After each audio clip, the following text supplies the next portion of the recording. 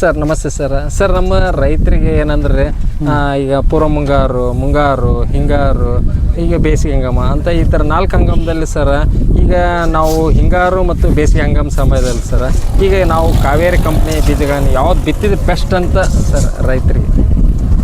ಮೊದಲನೇದಾಗಿ ಮತ್ತೊಮ್ಮೆ ಕಾವೇರಿ ಕಂಪ್ನಿ ಪರವಾಗಿ ತಾವು ನಮ್ಮನ್ನ ಇಂಟರ್ವ್ಯೂ ಮಾಡೋದಕ್ಕೆ ಧನ್ಯವಾದಗಳು. ಸೊ ಈ ಭಾಗದಲ್ಲಿ ಹೆಚ್ಚಾನೆಚ್ಚು ರೈತರ ಮೂಲ ಆರ್ಥಿಕ ಬೆಳೆ ಅಂದರೆ ಮೆಕ್ಕೆಜೋಳ. ಆ ಮೆಕ್ಕೆಜೋಳ ಬೆಳೆ ಇರೋದ್ರಿಂದ ರೈತರಿಗೆ ಸ್ವಲ್ಪ ಸೂಕ್ತವಾದ ಮಾಹಿತಿ ಕೊಡ್ಲಿಕ್ಕೆ ನಾನು ಏನು ಬಯಸ್ತೇನೆಂದರೆ, ಇಲ್ಲೇ ಸತತವಾಗಿ ಇವರು ಮೆಕ್ಕೆಜೋಳ ಬೆಳೆಯೋದ್ರಿಂದ ಭಾಳ ಆಲೋಚನೆಯಾಗಿ ಮಾಡಿ ಮೆಕ್ಕೆಜೋಳ ಬೆಳೆಯುವಂಥ ಕಾಲ ಬಂದದ್ದು. ಯಾಕೆಂದರೆ ಈಗ ಸಾಕಷ್ಟು ಇಲ್ಲೇ ರೋಗ ರುಜಿನಗಳು ಹಾವಳಿ ಜಾಸ್ತಿ ಆಗ್ಲಿಕ್ಕತ್ತದ. ಕಾರಣ ಅಂದರೆ ಇವರು ಪ್ರತಿ ವರ್ಷ ಮೆಕ್ಕೆಜೋಳ ಬೆಳೆದ ಜಮೀನು ಮತ್ತೆ ಪದೇ ಮೆಕ್ಕೆಜೋಳ ಬೆಳೆದು ಏನಾಗ್ತದೆ, ಆ ರೋಗ ಆ ಜಮೀನಲ್ಲಿ ಉಳ್ಕೊಂಡು ಮತ್ತು ಎಂಥ ನಿರೋಧಕ ತಳಿಗಳನ್ನು ತಂದರೂ ಕೂಡ ಕೇವಲ 1 ವರ್ಷ 2 ವರ್ಷದಲ್ಲಿ ಮತ್ತು ಆ ತಳಿ ಕೂಡ ನಿರೋಧಕ ಸಾಮರ್ಥ್ಯವನ್ನು ಕಳ್ಕೊಂಡು ಮತ್ತು ಅದು ರೋಗಕ್ಕೆ ತುತ್ತಾಗ್ತದೆ ಮತ್ತು ರೈತರು ಸಂಕಷ್ಟಕ್ಕೆ ಈಡಾಗ್ತಾರೆ. ಆದ ಕಾರಣ ರೈತರು ಮೊದಲನೇದಾಗಿ ಆಳವಾದ ಬೇಸಿಗೆ ಉಳುಮೆಯನ್ನು ಮಾಡಬೇಕು. ಆಳವಾಗಿ ಬೇಸಿಗೆ ಉಳುಮೆಯನ್ನು ಮಾಡಬೇಕು. ಈ ವರ್ಷ ಮೆಕ್ಕೆಜೋಳ ಹಾಕಿದ ಜಮೀನಿಗೆ ಮುಂದಿನ ವರ್ಷ ಮೆಕ್ಕೆಜೋಳ ಹಾಕಬಾರ್ದು. ಯಾಕಂದರೆ ಮೆಕ್ಕೆಜೋಳ ಏಕದಳ ಧಾನ್ಯಗಳನ್ನು ಬಿತ್ತಿದ ಮೇಲೆ ನಾವು ದ್ವಿದಳ ಧಾನ್ಯಗಳನ್ನು ಬಿತ್ತಬೇಕು. ಅಂದರೆ ಯಾವ ದ್ವಿದಳ ಅಂತಂದರೆ ಯಾವ ಬೇಳೆಯಾಗುವಂಥ ಪದಾರ್ಥಗಳು. ಇಲ್ಲ ಅಂತಂದರೆ ಹಿಂದೆ ಮಾಡುವಂಥ ನಮ್ಮ ಹಿರಿಯರು ಮಾಡುವಂಥ ಪದ್ಧತಿಯಲ್ಲಿ 6 ಸಾಲಿಗೆ 1 ಸಾಲು ಅಕಡಿ ಕಾಳು ಹಾಕಿದರೆ ಭೂಮಿಯಲ್ಲಿ ಹಸಿರು ಎಲೆ ಗೊಬ್ಬರ ಉಳಿದ್ರಿ ಸಾಕಷ್ಟು ಫಲವತ್ತತೆ ಹೆಚ್ಚಾಗಿ ಭೂಮಿಯಲ್ಲಿ ರೋಗ ರುಜಿನಗಳು ಸರ್ಕೊಳ್ಳೋ ಸಾಮರ್ಥ್ಯ ಕೂಡ ಜಾಸ್ತಿ ಇರ್ತದೆ. ಸೊ ಆದ ಕಾರಣದಿಂದ ಈಗ ರೈತರು ಏನು ಹೇಳ್ತಾರೆ, ಸರ್ ಇದನ್ನು ಹಾಕಿದ್ದೆ ಅದನ್ನು ಹಾಕಿದ್ದೆ ರೋಗ ಬಂತು ರುಜಿನಿ ಬಂತು ಅಂತ ಹೇಳ್ತಾರೆ. ಸೊ ಈಗ ರೋಗ ರುಜಿನಿಗಳು ಸಾಮಾನ್ಯವಾಗಿರೋದ್ರಿಂದ ನಾವು ಅದ್ರ ತಕ್ಕಂಗೆ ನಾವು ಹೋರಾಟ ಮಾಡಿ ಮೊದಲೇ ನಮ್ಮ ಜಮೀನಿಗೆ ಯಾವ ತಳಿಗಳು ಸೂಕ್ತವಾಗ್ತದೆ, ಮುಂಗಾರು ಹಂಗಾಮಿಗೆ ಯಾವ್ದು ಬಿತ್ತನೆ ಮಾಡಬೇಕು, ಹಿಂಗಾರು ಹಂಗಾಮಿಗೆ ಯಾವ ತಳಿಗಳನ್ನು ಬಿತ್ತನೆ ಮಾಡ್ಕೋಬೇಕು.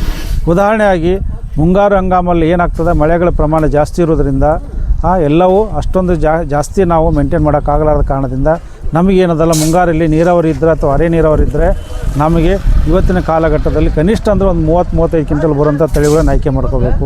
ಇಲ್ಲ ಅಂತಂದರೆ ಎಲ್ಲ ಖರ್ಚು ವೆಚ್ಚಗಳು ಮೈಮೇಲೆ ಬಂದು ಈ ಮತ್ತೆ ಈಗಿನ ಹೊಸ ಪೀಳಿಗೆಗಳು ಮತ್ತು ಅಗ್ರಿಕಲ್ಚರ್ ಅಂದರೆ ಬರಲಾರಂಥ ಪರಿಸ್ಥಿತಿ ಅದ.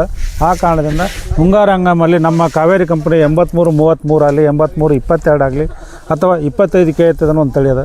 ಇವೆರಡು ತಳಿಗಳನ್ನು ಅಥವಾ 83-39 ಆಯ್ಕೆ ಮಾಡಿಕೊಂಡ್ರು ಅಡ್ಡಿಲ್ಲ. ಸೊ ಅದ್ರ ಜೊತೆಗೆ ಯಾರು ನಮಗೆ ರೋಗ ಹಾವಳಿ ಜಾಸ್ತಿ ಅದ ಸರ್ ನಮ್ಮ ಜಮೀನಲ್ಲಿ ವೀಟ್ ಬರ್ತನ್ನೋರು ಏನದಲ್ಲ ಅವರು ರಿಲ್ಯಾಕ್ಸ್ ಅನ್ನುವಂಥ ತಳಿಯನ್ನು ಆಯ್ಕೆ ಮಾಡ್ಕೋಬೇಕು. ಯಾಕೆಂದರೆ ಮುಂಗಾರಿಯಲ್ಲಿ ಏನಾಗ್ತದೆ, ಸರಾಸರಿಯಾಗಿ ಎಲ್ಲ ಮೆಕ್ಕೆಜೋಳಗಳು 35-36 ಕ್ವಿಂಟಲ್ ದಾಟಂಗಲ್ಲ. ಆದರೆ ಹಿಂಗಾರಿಯಲ್ಲಿ ಏನಾಗ್ತದೆ ಅಂತಂದರೆ ರೈತರು ಹಿಂಗಾರಲ್ಲಿ ನೀರಾವರಿಗೆ ಹಾಕೋದ್ರಿಂದ ಜಮೀನು ಕೂಡ ಹಿಂಗಾರಲ್ಲಿ ನೀರಾವರಿ ಕಡಿಮೆ ಇರೋದ್ರಿಂದ ಅಚ್ಚುಕಟ್ಟಾಗಿ ಅದನ್ನು ಬೆಳೆಸ್ತಾರೆ. ಸಕಾಲಕ್ಕೆ ಏನು ಗೊಬ್ಬರ ಕೊಡಬೇಕು, ಎಷ್ಟು ಔಷಧ ಕೊಡಬೇಕು ಎಲ್ಲ ಮೇಂಟೈನ್ ಮಾಡೋದ್ರಿಂದ ಅವಾಗ ಏನಾಗ್ತದೆ, ಹಿಂಗಾರಿಯಲ್ಲಿ ಮಳೆ ಹಾವಳಿ ಕೂಡ ಕಡಿಮೆ ಇರೋದ್ರಿಂದ ರೈತ ಬರೀ ನೀರು ಕೊಟ್ಕೊಂಡು ಗೊಬ್ಬರ ಕೊಟ್ಕೊಂಡು ಬೆಳೆಸೋದ್ರಿಂದ ಹಿಂಗಾರಿಯಲ್ಲಿ ನನ್ನ ಪ್ರಕಾರ ಕನಿಷ್ಠ ಯಾವುದೇ ಗೊಂಜಾಳ ಬೆಳೆದರೂ ಕೂಡ 40 ಮೇಲೆ ಬಂದರೆ ಆ ಗೊಂಜಾಳ ಬಿತ್ತನೆ ಮಾಡಬೇಕು, ಇಲ್ಲಾಂದರೆ ಬಿತ್ತನೆ ಮಾಡಬಾರ್ದು. ಅದಕ್ಕೋಸ್ಕರವಾಗಿ ಇವತ್ತು ನಮ್ಮಲ್ಲಿರುವಂಥ ಅಷ್ಟೂ ತಳಿಗಳು ಮುಂಗಾರಿಗೂ ಯೋಗ್ಯ ಮತ್ತು ಹಿಂಗಾರಿಗೂ ಯೋಗ್ಯ. ಅದರಲ್ಲಿ ಏನದಲ್ಲ 83-39, 83-33 ಮುಂಗಾರಿನ ಬಿತ್ಬೋದು, ಹಿಂಗಾರಿ ಬಿತ್ಬೋದು. ಈ ಭಾಗಕ್ಕೆ ಭಾಳ 83-22 ಅನ್ನೋದು ಏನದಲ್ಲ ಈ ಹೊಳಿ ಸಾಲಿಗೆ ಭಾಳ ಪ್ರಸಿದ್ಧವಾಗಿ ಬೆಳೀಲಿಕ್ಕೆ 2 ವರ್ಷದ ರೈತರಿಗೆ.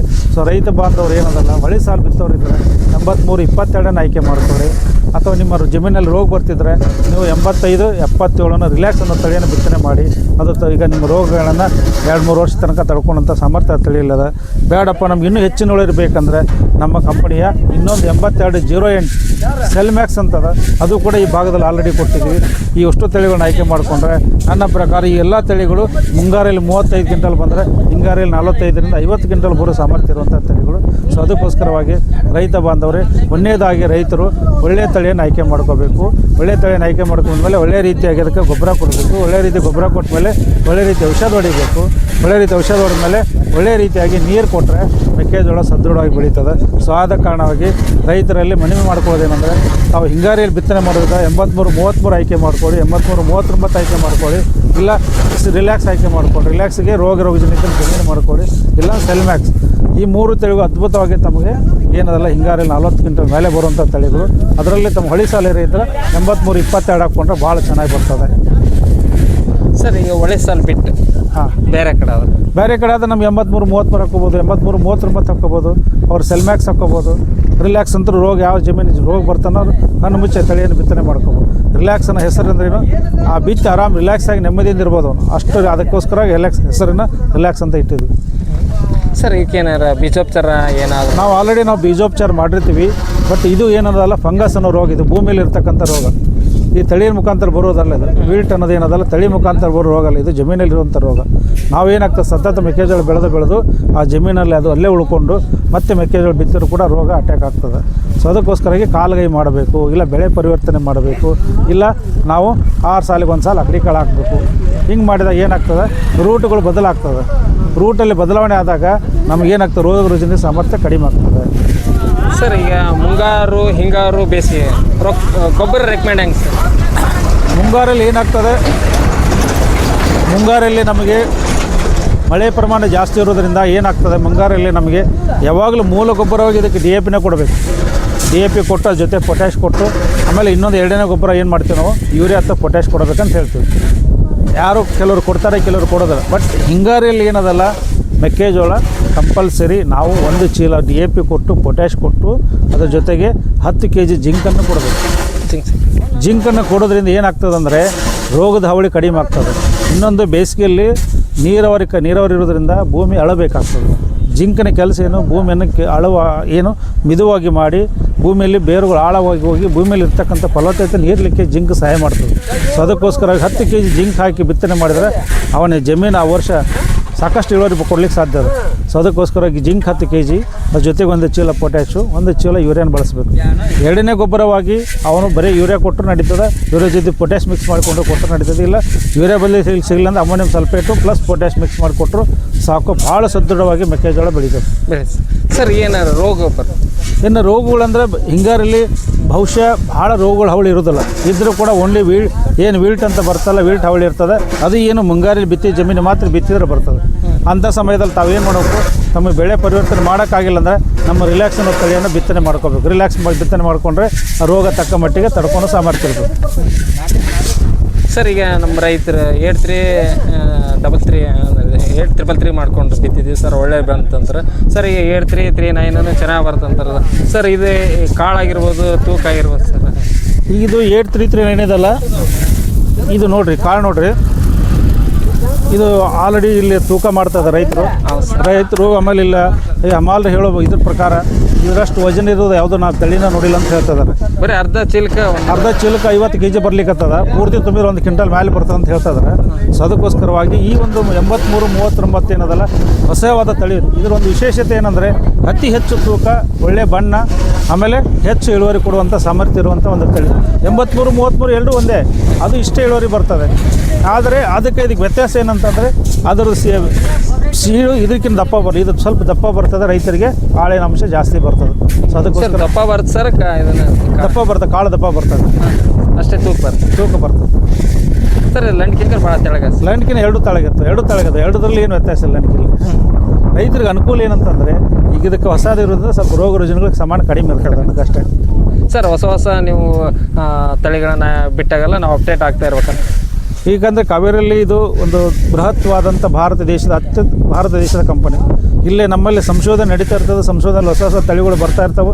ನಾವು ಏನು ಮಾಡ್ತಾಯಿದ್ದೀವಿ, ಹೊಸ ತಳಿಗಳನ್ನು ಎಲ್ಲ ಭಾಗದಲ್ಲಿ ಯಾವ ಭಾಗಕ್ಕೆ ಸೂಕ್ತ ಆಗ್ತಾ ಆ ಭಾಗಕ್ಕೆ ಒಂದು ಪರಿಚಯ ಮಾಡ್ತಾನೆ ಇರ್ತೀವಿ. ಅಂಥದ್ರಲ್ಲಿ ಸರ್ ಈ ಸರಿ ನಮಗೆ ಈ ವರ್ಷ ನಾವು ಈ ಭಾಗಕ್ಕೆ 83-39 ಬಿಡುಗಡೆ ಮಾಡಿದ್ದೀವಿ. ಅದರ ಜೊತೆಗೆ ರಿಲ್ಯಾಕ್ಸ್ ಅನ್ನೋ ತಳಿ, ಇಲ್ಲೇ ವೀಲ್ಟ್ ಹಾವಳಿ ಜಾಸ್ತಿ ಇರೋದ್ರಿಂದ ರಿಲ್ಯಾಕ್ಸ್ ಭಾಳ ಸೂಕ್ತವಾದ ತಳಿ ಅಂತ ಅದನ್ನು ಕೂಡ ಇದೇ ಭಾಗಕ್ಕೆ ಬಿಡುಗಡೆ ಮಾಡಿದ್ದೀವಿ ಈ ವರ್ಷ.